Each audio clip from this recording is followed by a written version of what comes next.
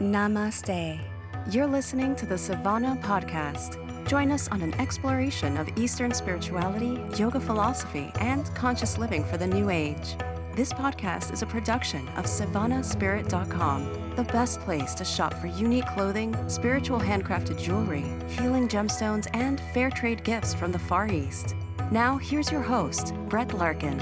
Hello, Savannah family. Today we are talking about one of my favorite topics, journaling. Some of you may or may not know that I actually love journaling so much as a way to solve my problems and design my dream life that I actually published my own planner/journal. It's kind of a day planner for yogis where you check mark that you did yoga each day and how much meditation you did and how you practice self-care. So it's really reinforcing self-care, but it's also a place to journal. And I published this first in 2018 and it completely sold out. And for the 2019 edition, I decided to use the chakras as inspiration. So it's actually a book that has a yoga asana, a pranayama technique, and guided meditation for each chakra, as well as journaling prompts for each chakra and affirmations for each chakra. And then what's really cool is I actually put excerpts from my own diary so you can kind of see the journaling work that I do yourself in this book. There's also a lunar calendar in there designed around the yin and yang cycles of the moon. If you are even hesitant about journaling, people told me last year that this made it really manageable because it just breaks down a small space for you each day. And there's also a place to say what you're grateful for and write your affirmations. It's really cool. So if you think you might be interested in that, I want you to head over to upliftedjournal.com because I have a feeling this 2019 chakra themed limited edition book is going to sell out pretty quickly too. So head on over to upliftedjournal.com if you want to check it out. You can also download sample pages to just see if you think the format is right for you. And one of the things I love to do when I journal and really sort of sets the mood is to smudge or light some incense. And for that, I'm going to encourage you to head on over to savannahspirit.com. Remember, without them and without supporting them, this podcast can't exist. It doesn't exist. I'm featuring today their crystal cleansing smudge set, which I actually bought recently myself. And I really like it because it comes with this really beautiful shell. And they actually send you black sand. So you can put black sand in the shell. It comes with 2 small white sage bundles and 3 really beautiful crystals as well, these little pocket stones. One is clear quartz, one is amethyst. They're really nice. And it's just kind of everything you need if you've been sort of, I know I was always like smudging and then I had it on like a tea saucer or the ashes were always going everywhere. And I don't know, with this set and the black sand, it just feels really sort of formal and ritualistic. So I'm gonna encourage you to check out that crystal cleansing smudge set on savannahspirit.com. And in today's episode, this is basically me talking about how you can journal your way to confidence and designing your dream life. And I hope you enjoy it. If you're interested in journaling, again, I think you're going to be surprised about what my definition of journaling is when you listen to this podcast. So let's dive right in. So the kind of journaling I'm talking about here has nothing to do with recording how your day went or maybe your images of journaling as a child where you sort of recounted what happened. That is absolutely not what this is about. This kind of journaling is about channeling your inner wisdom. It's about releasing unwanted thoughts. It's about manifesting your desires. And ideally, it leaves you with a sense of confidence and clarity. And it's such a great complement to yoga and meditation. So this is sort of my recipe of how to do it. The first thing you want to do is you want to do yoga or go for a run or do some form of exercise. So just like it's great to do physical yoga asana before we sit to meditate, it's equally important to do yoga and sort of exercise the body and move before we sort of buckle ourselves into our journaling seat. And there's a couple of reasons for this. Exercise of any kind gets your creative juices flowing, and it also helps burn off frantic or anxious energy that you may have that's, often just residing in the body until we burn it off. And then what's so great about yoga, and probably you can resonate with this if you're listening to this podcast, is that yoga specifically, as opposed to other forms of exercise, especially helps you quiet your mind. So in Sanskrit, there's this word vritti, which means mind chatter, all the noise, all the thoughts. And yoga helps you quiet all the voices and thoughts and to-do lists and really helps you connect with your deepest, most authentic self.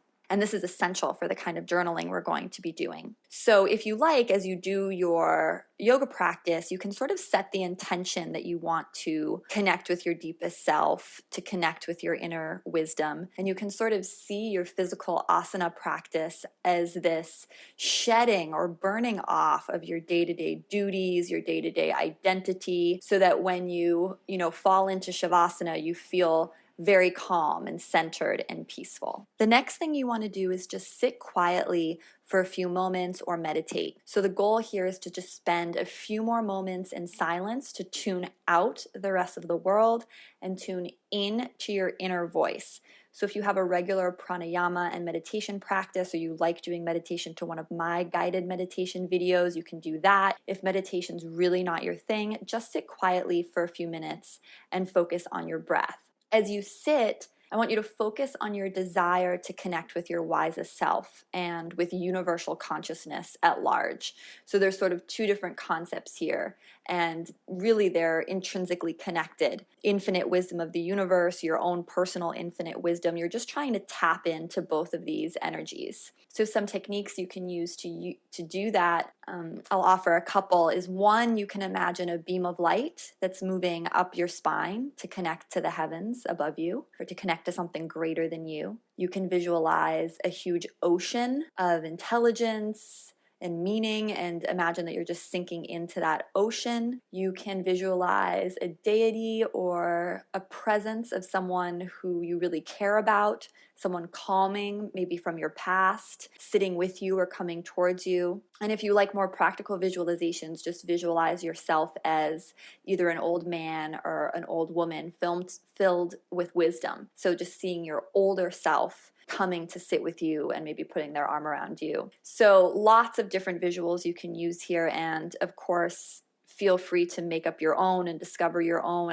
I feel the ocean is something that I end up seeing a lot. I also like to visualize the goddess Kuan Yin, who's one of my favorite deities, sort of coming towards me and connecting with me. And, just keep in mind whether you're visualizing a deity or a god or goddess, or, your deceased grandmother, someone from your past, all of these things are really representations of your inner wisdom. So that's what we're tapping into, regardless of the visualization and no matter how it sort of manifests.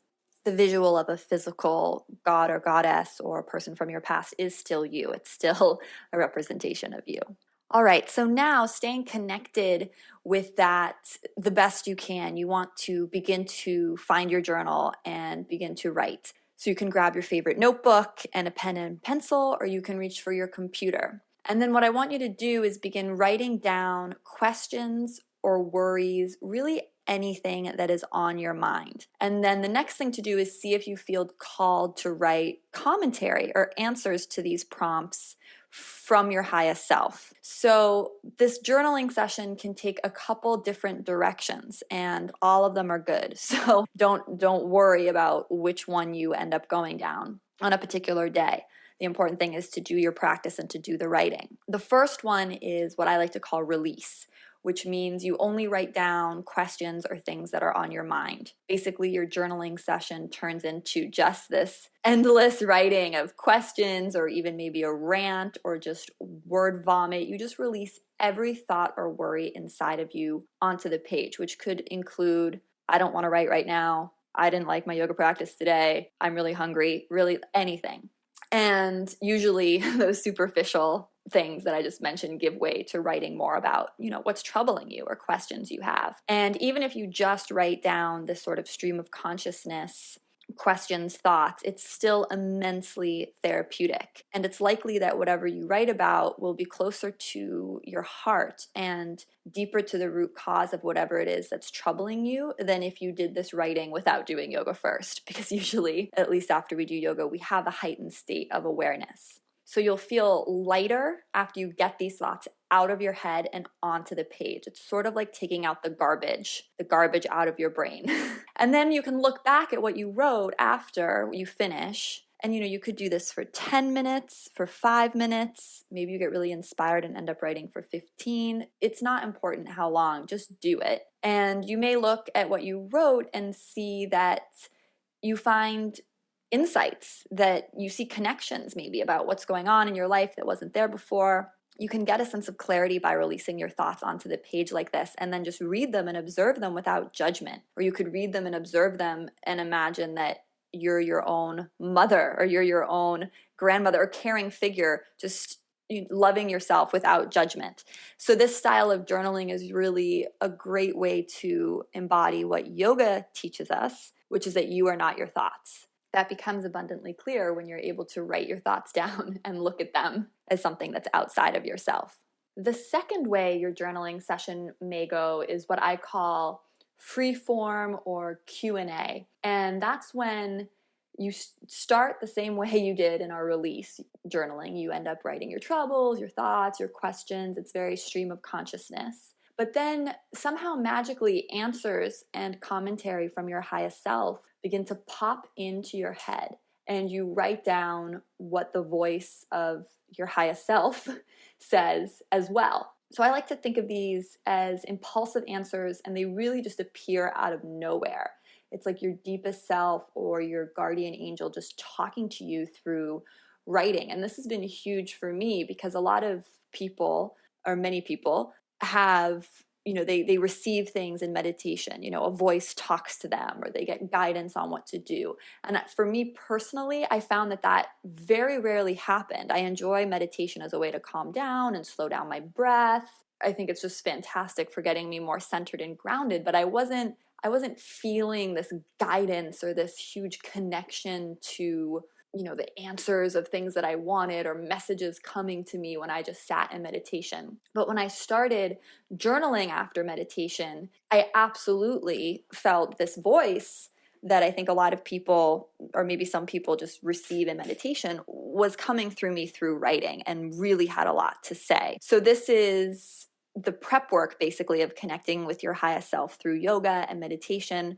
The things we did before now manifests as this other person that's just conversing on the page with you. So your journal may take on this Jekyll and Hyde format, in which your scared self maybe expresses fears or asks questions like, I don't know what to do about X. And then all of a sudden you'll just find yourself writing from the voice of your big self, your truest, most authentic self. You need to do this. You need to calm down. You need to, do X, Y, Z. It sounds crazy. And if you look at what you wrote, it seems crazy, but it's very exciting because this kind of journaling session is basically free coaching, free therapy from the person who really knows what's best for you, which is yourself. And it can be really shocking to see how much that powerful, wise, intuitive voice has to say to you when you give them some space on the page, or when you ask them a direct question and you're able to just step into their shoes. Literally, it's like putting on a costume or putting on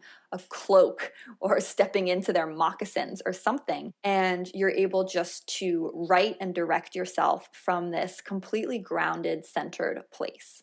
The third way that this may go is what I call turning your journaling into an intention session. So this is where you have absolutely no idea about what to write. You are completely blocked. Your mind is jello.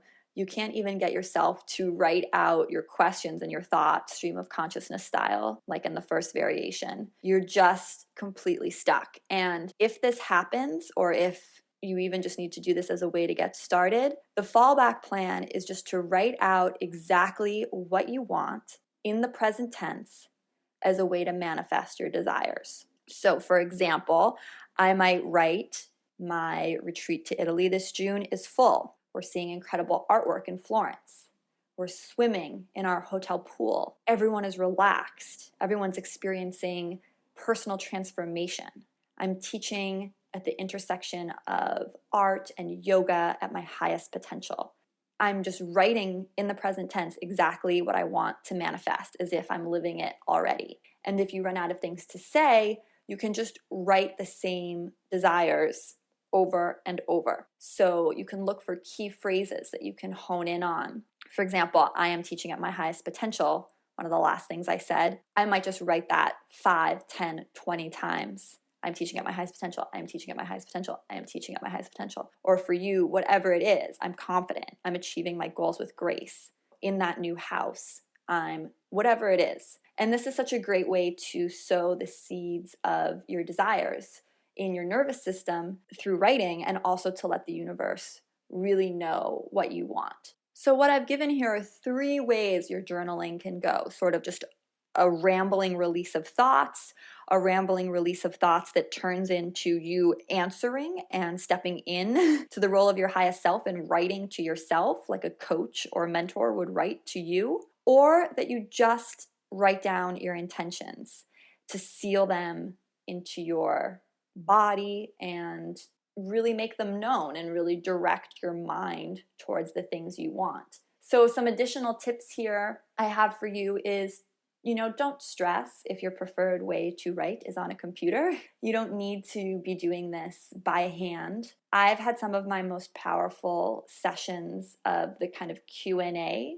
from my highest self on the computer. When I do the intention type of writing, I do like to write it by hand just because I think there is something to physically feeling your hand writing the things you want. I don't know. I feel there's more of a nervous system connection there when you're doing the intention manifestation kind of writing. So I do prefer to do that by hand if possible. But the first 2 kinds, the just releasing my thoughts onto the page or doing the Q&A kind of with my highest self, I do on the computer because I can type faster on the computer. And my highest self almost says things to me so quickly that if I weren't on the computer, I wouldn't even be able to write it all down. So you're not a bad yogi or not, doing it right if you do it on a computer.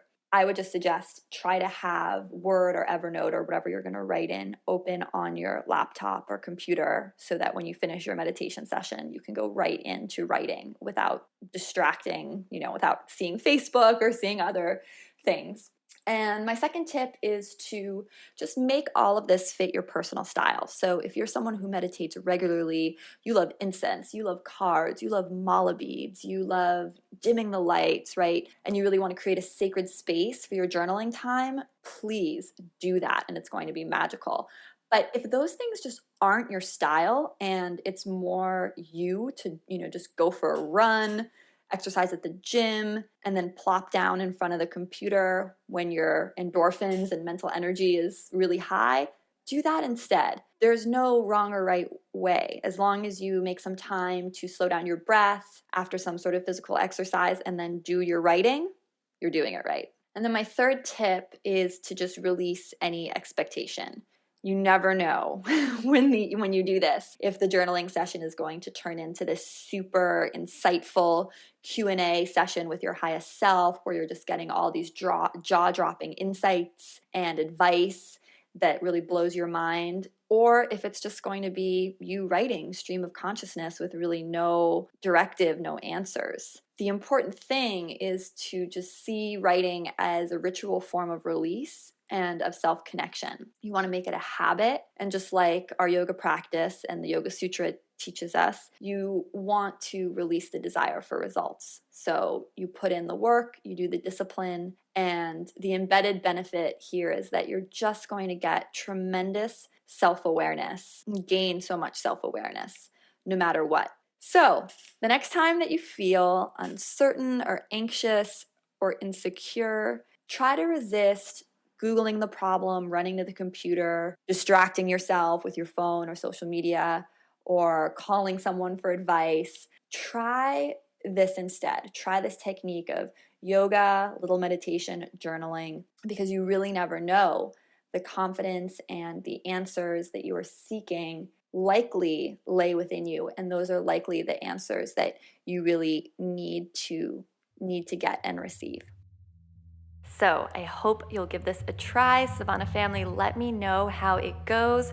Remember, there's the Savannah Spirit private Facebook group. You can find that if you go to savannahspirit.com/group. I would love to hear from you on Instagram. Larkin Yoga TV is how you can find and connect with me. And of course, follow at Savannah Spirit as well if you're on there. And even if you've been intimidated by journaling in the past, give the Uplifted Journal, this new chakra-themed edition that I've come out with for 2019, a try, because it has a lot of really fun information and affirmations and excerpts from my own diaries. You can kind of see how I do exactly what I was talking about in this episode as part of the book. And of course, it has a lot of beautiful planner pages where people have told me that they actually manage to journal when they've struggled with it in the past, because the space for journaling is actually quite small each day, so it's really manageable. So you can look at that book that I've designed at upliftedjournal.com, and you can also download sample pages there so you can really get a sense of if it's right for you. I'll link that also up in the show notes. I hope to connect with you next week, and I'm sending you so much love. From my heart to yours,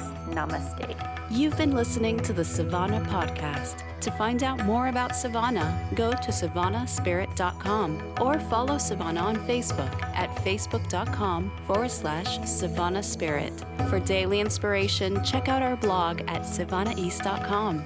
Be sure to join us next week for a new episode, and thank you for listening to the Savannah Podcast.